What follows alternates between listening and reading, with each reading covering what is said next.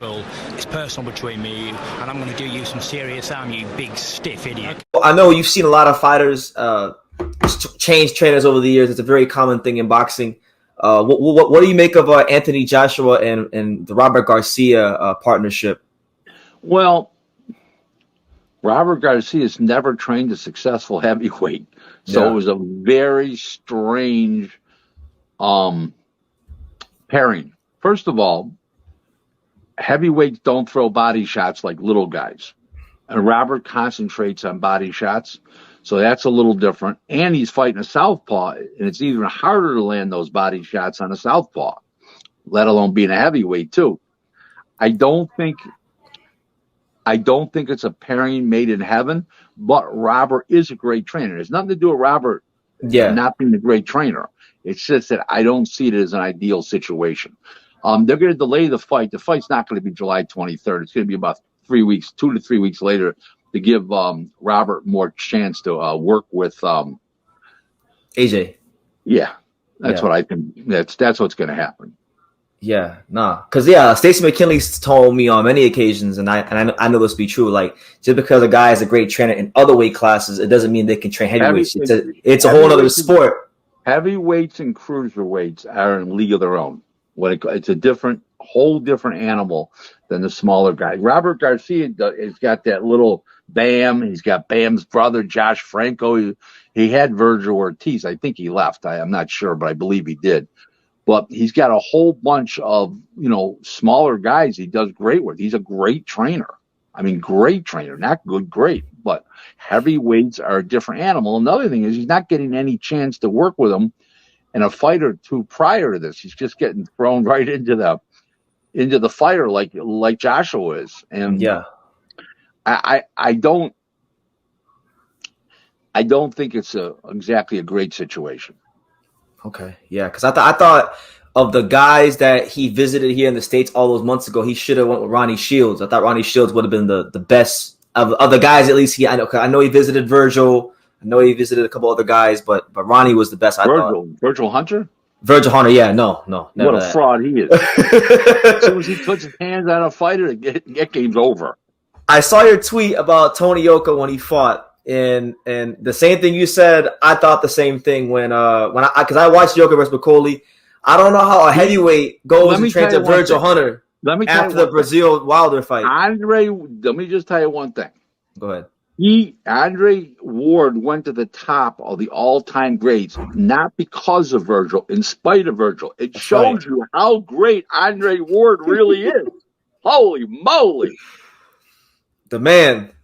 Like I can't even, I used to not be a big fan of Andre Ward because I wasn't a fan of his style. But the more fighters I see work with Vergil Hunter, the more I'm like, man, this guy was all that and then some. I'm the same way. I mean, come on, the guy every time he touches a fighter, the guy completely falls apart. is really on fire right now. What do you think about Bivol, with him being Canelo now? What do you think his next move is? Is he going to fight Anthony Yard, who I know is mandatory next, or what do you think happens with him? I don't know. I don't think he's fighting Yard. I think the winner of I'm almost positive the winner of Beterbiev and Joe Smith is fighting Yard. I think Aram's already made that deal with Frank Warren. Yeah, because Warren's been talking about. I think Warren said he already has a venue on hold for October the 22nd for those two. Right. So and let me tell you, Joe Smith's no walk in the park for B-ball. Joe Smith's strong, cock strong. He can punch, and the other guy's on old legs. We saw that in the Dines fight. He didn't look great against Marcus Brown. Marcus Brown was just so gone. Okay, it's a fight. It's a fight, and you know what? Callum Johnson put Beterbiev on the deck a while back, and this guy can do the same. This is the same type of guy as McCallum Johnson, and Joe Smith catches better than Callum Johnson. Well, I'm glad you said it because I've been telling a lot of people that Joe Smith Jr. he lands one of them big old left hooks the right way cleanly, and it could be Curtis Beterbiev. He could shake up the whole light heavyweight division with one singular punch. You're 100% correct. This is a guy that's been 100%. tested. What was he against Fonfara? Like what, a 13-1 underdog or something like that? One shot in the first round. Game Yeah, over. got him out of there. So, And what about ended Bernard Hopkins' boxing career on the floor? He was literally on the floor. and then he gave Eliot Alvarez the same treatment. He knocked him out the ring when they fought. So this is a dangerous fighter. And he ran what's the name right out of the arena?